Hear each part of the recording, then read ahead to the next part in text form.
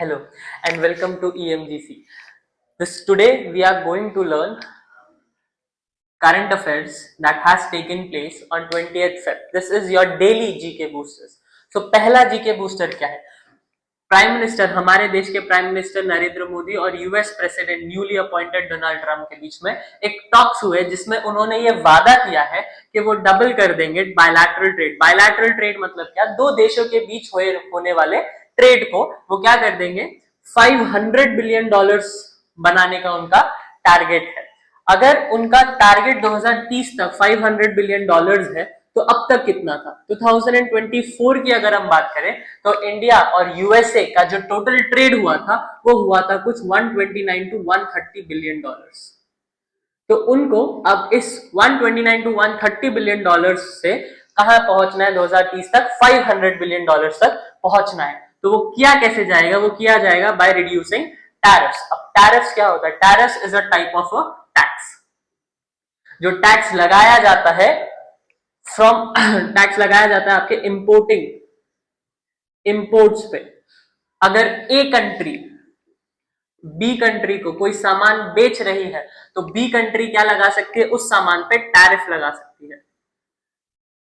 A country B country को कोई सामान बेच रही है तो बी कंट्री उस सामान पे क्या लगा सकती है? टैरिफ लगा सकती है, जो एक टाइप का टैक्स होता है। तो अब क्या करना है? उनको रिड्यूस करना ही है टैरिफ को, यानी टैक्स को रिड्यूस करना है। अगर हम टैरिफ लगा देंगे तो उस प्रोडक्ट का जो दाम है वो बढ़ जाएगा, अगर टैरिफ नहीं लगाएंगे तो उस प्रोडक्ट का दाम जो है वो कम हो जाएगा। तो यूएस और अमेरिका इस ट्रेड को कैसे बढ़ाएंगे? अपना टैरिफ को रिड्यूस करके। सो ये रहा आपका पहला न्यूज। सेकंड न्यूज की अगर हम बात करें तो सेकंड न्यूज आपका बात करता है, आरबीआई ने अलाउ किया है स्मॉल फाइनेंस बैंक्स। अब आप बोलोगे sir what are small finance bank? Small finance bank जैसे आपका एयू स्मॉल फाइनेंस बैंक होता है, ऐसे बहुत सारे जो छोटे स्मॉल फाइनेंस बैंक है जो आपके अपकमिंग आपके छोटे कारोबारियों के लिए इंपॉर्टेंट होता है, वो स्मॉल फाइनेंस बैंक को अभी आरबीआई ने हरी झंडी दिखा दी है। किसके लिए? प्री अप्रूव्ड क्रेडिट लाइंस के लिए, यानी प्री अप्रूव्ड लोन्स देने के लिए। अगर आप कोई भी यूपीआई यूज करते हो तो अब आप उस यूपीआई, पहले क्या होता था, आपके पास अगर बैंक में पैसे हैं तो ही आप यूपीआई के थ्रू क्या कर सकते हो? कोई भी पेमेंट कर सकते हो। बट अब क्या होगा? अगर आपके पास बैंक में पैसे नहीं है तो भी आप लोन ले सकते हो। क्या ले सकते हो? लोन ले सकते हो और उसको यूपीआई के थ्रू पेमेंट कर सकते हो। बड़े बैंक्स के लिए था, बट अब किसके लिए आ गया? ये स्मॉल फाइनेंस बैंक्स के लिए भी एक फैसिलिटी जो है आरबीआई ने इसको शुरुआत कर दी है। तो ये आपके दूसरा आपका करंट अफेयर्स था या जीके बूस्टर था आज के लिए। अगर हम थर्ड बात करें तो थर्ड क्या है? जो डिपार्टमेंट ऑफ फिशरीज है, डिपार्टमेंट ऑफ फिशरीज है किसके अंदर? मिनिस्ट्री ऑफ फिशरीज के, फिशरीज एनिमल हस्बेंड्री और डेयरी के अंदर। उन्होंने अब एक कैंपेन स्टार्ट किया है, कभी 14 टू 22 फरवरी 2025 में। क्या करने के लिए? रजिस्ट्रेशन। किसमें रजिस्ट्रेशन करवाने के लिए? नेशनल फिशरी डिजिटल प्लेटफॉर्म में। ताकि ये क्यों बनाया गया? ये सर्विस बढ़ाने के लिए, सर्विस अच्छा करने के लिए इंट्रोड्यूस किया गया है। काम क्या रहेगा इसका? काम रहेगा आपका फिशरीज को प्रमोट करना है। देश में किसको प्रमोट करना है? फिशरी इंडस्ट्रीज को प्रमोट करना है।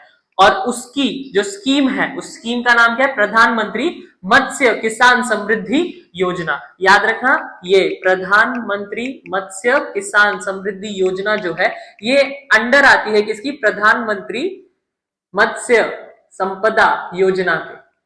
तो ये जो आपके स्कीम्स है, इन स्कीम्स का काम ये है कि वो क्या इंक्रीज कर सके? क्रेडिट फैसिलिटी, मतलब इनको जो लोन मिलता है फिशरमैन्स को, वो लोन मिल सके। एक्वाकल्चर अच्छे से हो। एक्वाकल्चर मतलब जो मछली पालन होता है, मछली पालन को इंश्योरेंस दिया जा सके। अगर मछली पालन नहीं हुआ ढंग से तो उनको इंश्योरेंस मिलना चाहिए और उनको ग्रांट्स मिल सके। तो ये स्कीम जो है गवर्नमेंट ने लॉन्च की है, इसलिए ताकि आपका जो ये सारे बेनिफिट्स है फिशरमैन्स को मिल सके। अगर मैं थोड़ा एक्स्ट्रा एडिशनल इंफॉर्मेशन दूं अबाउट प्रधानमंत्री मत्स्य संपदा योजना, तो ये प्रधानमंत्री मत्स्य संपदा योजना 2023 में लॉन्च हुई थी और ये 2027 तक चलने वाली है। इसमें आपके 6 6,000 करोड़ रुपीस जो है वो लगाए जाएंगे। और ये जो स्कीम है, ये स्कीम आपकी वर्ल्ड बैंक के द्वारा फंडेड है। मतलब इस स्कीम को प्रधानमंत्री मत्स्य संपदा योजना को वर्ल्ड बैंक प्रमोट कर रहा है, फंड कर रहा है। और ये प्रधानमंत्री मत्स्य संपदा योजना आपका ब्लू रेवोल्यूशन के लिए इंपॉर्टेंट है। Now what is this blue revolution? आपको इस चीज को कमेंट में लिखना है। मैं इस चीज को, ब्लू रेवोल्यूशन को, नेक्स्ट सेशन में वापस से start off the session discuss करूंगा, but you have to comment down and comment down below कि what do you mean by मत्स्य blue revolution. So this was your second information या second GK booster. हम third पे आए, तो third क्या है? Lump skin disease. ये लंप स्किन डिजीज क्या है? एक टाइप का बीमारी है जो किसको लगता था?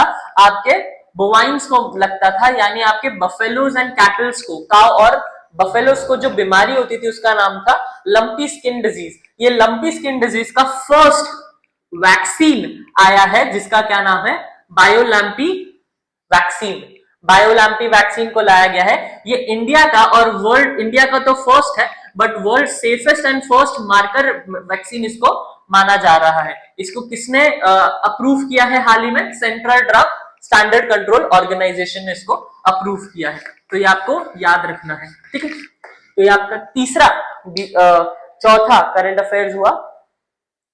अगर हम नेक्स्ट पढ़े तो जो टाटा ग्रुप के चेयरमैन है एन चंद्रशेखरन, इनको अभी ब्रिटिश के एम्पायर, जैसे आपको पता होगा ब्रिटेन जो है वो आपका एक डेमोक्रेटिक नेशन है बट मोनार्की के अंडर है।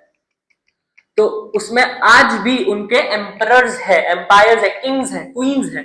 तो ब्रिटिश के जो एम्पायर है उन्होंने अभी एन चंद्रशेखरन को, जो टाटा ग्रुप के चेयरमैन है, उनको एक अवार्ड दिया है जिसका नाम है मोस्ट एक्सीलेंट ऑर्डर। ये क्यों दिया गया है? क्योंकि उन्होंने काम किया है इंडिया और ब्रिटेन के रिलेशंस को या ट्रेड को बहुत अच्छा और मजबूत बनाने के लिए। दैट इज वाई उनके इस योगदान के लिए ब्रिटिश एम्पायर उनको अभी क्या दे रही है? इस मोस्ट एक्सीलेंट ऑर्डर का इनाम दे रही है। This was your fifth. अगर हम सिक्स्थ की बात करें तो सिक्स्थ है आपका, एसपी बाघेल ने एक रिपोर्ट रिलीज की है जिसका नाम है an indicative evidence based ranking 2024। ये जो रिपोर्ट है ये आपकी इंपॉर्टेंट रिपोर्ट हो जाती है। व्हाई? बिकॉज ये आई है आपके पंचायत के ऊपर। किसके ऊपर? आपके पंचायत के ऊपर। पंचायत आपका जो you can say third level of government है, थर्ड लेवल गवर्नमेंट है। डिवोल्यूशन के बाद सबसे लास्ट लेवल है central government, state government and local government में आती है आपकी पंचायत एंड म्यूनिसिपैलिटीज। अगर आपको याद होगा तो पंचायत जो है वो आपकी आई थी 73rd कॉन्स्टिट्यूशनल अमेंडमेंट एक्ट से।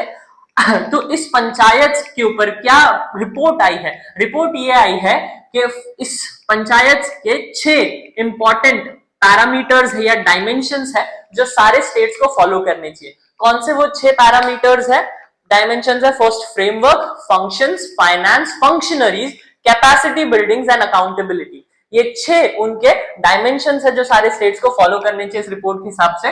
और जो सबसे इंपॉर्टेंट चीज जो इसमें कही गई है वो ये कही गई है कि 2023 से 24 को अगर हम कंपेयर करेंगे 21-22 से, 2021-22 से, तो जो पैसे दिए जाते हैं लोकल बॉडीज को, रूरल लोकल बॉडीज यानी पंचायत को, वो 39% से 43% पे इंक्रीज हुआ है। हालांकि बहुत कम है बट फिर भी इसको माना जाता है कि ये सिग्निफिकेंट राइज है, इंक्रीज है इन दी नंबर्स। क्योंकि जो पंचायत है उनके पास कोई भी सोर्स ऑफ रेवेन्यू नहीं होता है, वो टैक्स कलेक्ट ज्यादा नहीं कर सकते, तो वो डिपेंडेंट रहते हैं सेंट्रल गवर्नमेंट और स्टेट गवर्नमेंट के ग्रांट्स पे ही। तो ये आपका नेक्स्ट था। अगर हम आगे बढ़े तो आगे आपका बहुत इंपॉर्टेंट न्यूज है और बहुत ही दुखद न्यूज भी है।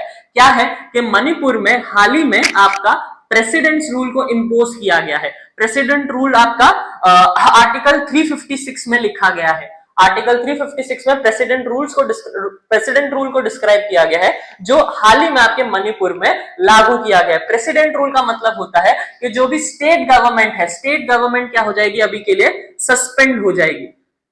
मतलब सस्पेंड हो जाएगी मतलब वो निलंबित हो जाएगी, खत्म हो जाएगी नहीं, वो सस्पेंड हो जाएगी। और ये क्यों लगाया जाता है? प्रेसिडेंट रूल इसलिए लगाया जाता है कि अगर कोई भी स्टेट आपका आर्टिकल 365 में जो भी स्टेट्स को मानने हैं सरकार, सेंट्रल गवर्नमेंट के, सेंट्रल सरकार के जो भी आदेश है, अगर स्टेट गवर्नमेंट उसको नहीं मानेगी तो फिर आर्टिकल 365 में जो भी आदेश दिए, अगर सेंट्रल गवर्नमेंट की एक भी आदेश स्टेट गवर्नमेंट नहीं मानेगी तो फिर प्रेसिडेंट आर्टिकल 356 का यूज करके स्टेट में प्रेसिडेंट रूल लागू कर सकता है। और यही चीज हुई है मणिपुर में। जो हालात है वो बहुत ही ज्यादा बिगड़ते जा रहे हैं दिन ब दिन, बहुत न्यूज आ रहे हैं। तो सिचुएशन को कंट्रोल करने के लिए अभी प्रेसिडेंट में मणिपुर में प्रेसिडेंट रूल लगाया गया है। मणिपुर में ये पहली बार नहीं है, पहले भी 11 बार मणिपुर में प्रेसिडेंट रूल लग चुका है और ये बार भी प्रेसिडेंट रूल लगेगा इसी कोशिश में कि मणिपुर फिर से शांत हो जाए। नेक्स्ट, जगदीप धनकर ने गोपी चंद हिंदुजास की एक बुक लॉन्च की है जिसका नाम है आई एम। आपको ये चीज इंपॉर्टेंट है, आपको ये चीज याद रखनी है कि गोपीचंद हिंदुजा जो हमारे देश के एक बहुत ही बड़े इंडस्ट्रियलिस्ट है, उनकी एक बुक लॉन्च हुई है जिसका नाम है आई एम। तो उस आई एम का नाम आपको याद रखना है, जगदीप धनखड़ ने उनको लॉन्च किया है। फिर next, 12th annual pension code submit हुआ है जिसमें मिनिस्टर्स और पेंशनर्स ने बहुत सारे स्टेट्स की उन्होंने डिस्कशन किया था। और लास्ट, पंकज त्रिपाठी जो हमारे एक बहुत ही बड़े अभिनेता है, उन्होंने ऑडियो स्टोरी टेलिंग में भी अपना कदम रखा है। ठीक है, तो ये है आपके कुछ important current affairs GK boosters. अगर हम आगे बढ़े तो कुछ national and international current affairs की अगर हम बात करें तो आईफा एक्सीलेंस अवार्ड रिसेंटली हाल ही में अब कौन से अभिनेता को दिया जाएगा? तो राकेश रोशन जी को हाल ही में जयपुर में होने वाले 8 से 9 मार्च के दौरान जो अवार्ड है जिसका नाम है आईफा, उसमें उनको एक्सीलेंस अवार्ड रिसेंटली उनको उससे सम्मानित किया जाएगा। ठीक है, नेक्स्ट अगर हम बढ़े तो अरब में कहां पे इमरजेंसी सबमिट होने वाला है? इमरजेंसी अरब सबमिट अभी कौन से देश में होने वाली है, यानी कौन से सिटी में होने वाली है?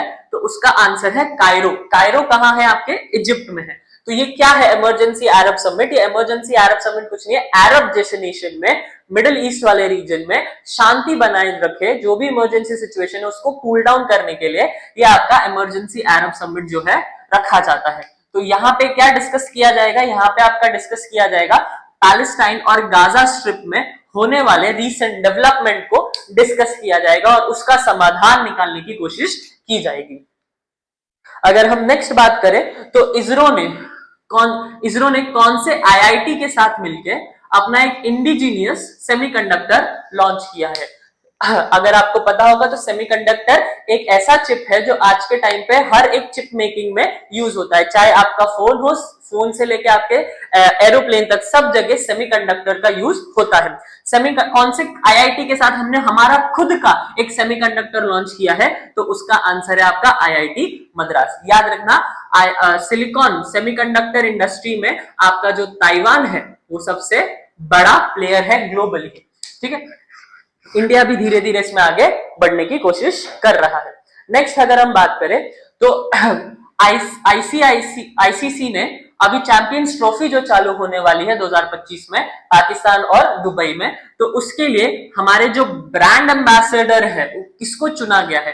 तो चुना गया है शिखर धवन को। शिखर धवन जो कि हमारे फॉर्मर इंडियन ओपनर थे, आज उनको क्या चुना गया है? एक ब्रांड एम्बेसडर के तौर पे चुना गया है। ये बहुत ही इंटरेस्टिंग न्यूज है। ब्लूमबर्ग ने एक रिपोर्ट निकाली है जिसमें उन्होंने एशिया के रिचेस्ट फैमिलीज के बारे में बात की है। तो एशिया की रिचेस्ट फैमिली अगर हम बात करें तो हमारी एशिया की सबसे रिचेस्ट फैमिली कौन सी है? आपकी मुकेश अंबानी की रिचेस्ट फैमिली मानी गई है इस ब्लूमबर्ग के रिपोर्ट में। याद रखना, दुनिया की नहीं, एशिया की रिचेस्ट फैमिली। नेक्स्ट अगर हम बात करें तो वेलवेट एक ऑडियो स्टोरी प्लेटफॉर्म है। तो वो ऑडियो स्टोरी प्लेटफॉर्म के को फाउंडर कौन है? तो उसके को फाउंडर है आपके पंकज त्रिपाठी, जिसकी बात मैंने अभी आपसे थोड़ी देर पहले की थी। अगर हम आगे बढ़े तो कौन से आईआईटी ने अभी एक कंडक्टिव फैब्रिक लॉन्च किया है जो चाहे इलेक्ट्रिसिटी हो या सनलाइट हो उसको भी किसमें बदल सकता है? हीट में बदल सकता है। तो वो कौन सी है? आईआईटी गुवाहाटी। आईआईटी गुवाहाटी ने अभी एक ऐसा कंडक्टिव फाइबर लॉन्च किया है जो आपके इलेक्ट्रिसिटी हो या सनलाइट हो उसको किसमें बदल सकता है? हीट में वो बदल सकता है। नेक्स्ट अगर हम बात करें तो नॉर्थ ईस्ट के कौन से स्टेट में प्रेसिडेंट रूल को इम्पोज किया गया है? We have already discuss this, तो वो कौन सा है आपका? मणिपुर है। मणिपुर में आर्टिकल 356 के तहत क्या लॉन्च किया गया है? आपका प्रेसिडेंट्स रूल लॉन्च किया गया है। आपको याद रखना है कि ये दो कम्युनिटीज है, Meitei communities and cookie communities, ये दो कम्युनिटीज है जिन्होंने हाल ही में जिनके कम्युनल वायलेंस के वजह से, जिन्हों के आपसी नाराजगी के वजह से क्या हुआ है, पूरा मणिपुर आज के टाइम पे जल रहा है। ये रहे हमारे एक्स मणिपुर के सीएम बीरेन सिंह, जिन्होंने क्या दे दिया, इस्तीफा दे दिया, और उसी के बाद आपके मणिपुर में क्या लगाया गया है? प्रेसिडेंट्स रूल लगाया गया है। ठीक है, नेक्स्ट अगर हम बात करें तो यूएस कौन से इंसान को, यूएस डिप्लोमैट को साउथ एशिया का एक्सपर्ट डिक्लेयर किया गया है, आज करने वाले हैं, तो उसका क्या नाम है? पॉल कपूर। पॉल कपूर अभी क्या बनेंगे? आपके साउथ एशिया के यूएस डिप्लोमैट बनेंगे। लास्ट जो आपका टॉपिक है आज के लिए वो है, कौन से स्टेट ने रिसेंटली परमिशन दी है किसको मारने के लिए? नील गाय को मारने के लिए। तो उसका आंसर है हरियाणा। हरियाणा में हाल ही में नील गाय को मारा जाने के लिए परमिशन हरियाणा गवर्नमेंट ने दे दी है। इसके पीछे कारण ये दे रही है हरियाणा गवर्नमेंट कि जो लोग है और आपका नील गाय है उनके बीच में काफी कॉन्फ्लिक्ट होता है, तो उसको रोकने के लिए, उसको खत्म करने के लिए कुछ नील गाय को मारने की परमिशन जो है हरियाणा गवर्नमेंट ने दे दी है। बट इससे नाराजगी कौन जता रहा है? आपके बिश्नोई समाज जो है, वो बिश्नोई समाज इससे खुश नहीं है, क्योंकि बिश्नोई समाज उनको पूछता है, ठीक है, एंटेलोप्स को उनको पूछता है। आपको याद होगा लॉरेंस बिश्नोई, ये भी इस बिश्नोई समाज के ही एक बिश्नोई समाज में ही वो है। ब्लैक बक और नीलगाय, ये दो आपके अलग अलग प्रजातियां हैं एंटेलोप्स के। तो आपको अगर याद होगा तो सलमान खान ने ब्लैक बक का ही केस चल रहा है, जिसकी वजह से बिश्नोई समाज उन पे गुस्सा थे। तो वही नीलगाय भी उसी का एक हिस्सा है जिसको बिश्नोई समाज पूछता है। तो नीलगाय और ब्लैक बक में क्या अंतर है वो आपको पता करना है। ठीक है, तो this was the GK boosters for today and I hope आपको ये अच्छा लगा होगा, आपने कुछ नया सीखा होगा इसमें। अगर आपको किसी भी चीज में कोई भी दिक्कत है, नहीं समझ में आया, तो प्लीज आप कमेंट डाउन कीजिए, हम आपके सारे क्वेश्चंस को आंसर करने के लिए रेडी है। And please attend tomorrow's GK boosters as well. Thank you.